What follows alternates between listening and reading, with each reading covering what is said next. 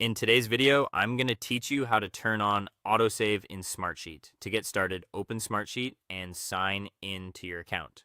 Once you're in, go to the sheet you're currently working on, or open the specific sheet where you want to make sure your updates are saved properly.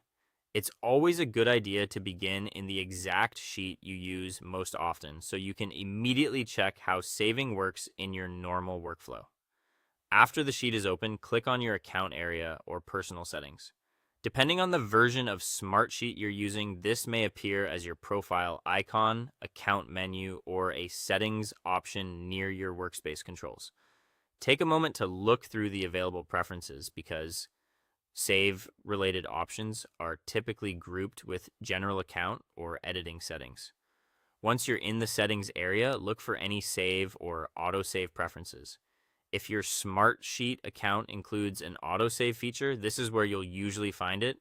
Turn autosave on if the option is available. Enabling this can help protect your work by making sure edits are stored automatically as you make changes, which is especially helpful when you're updating rows, editing data, or collaborating on shared sheets. If you don't see an autosave option, don't worry. Some accounts or versions may not offer that setting directly. In that case, the best approach is to use the save button regularly while you work. Getting into the habit of saving after important edits can help prevent lost changes, especially before switching tabs, refreshing the page, or stepping away from your computer. Before you close the sheet, take a final moment to confirm that your changes have been saved. You can do this by checking for any visual confirmation in the sheet, such as the absence of pending changes, or by making sure the latest updates are still visible and properly recorded.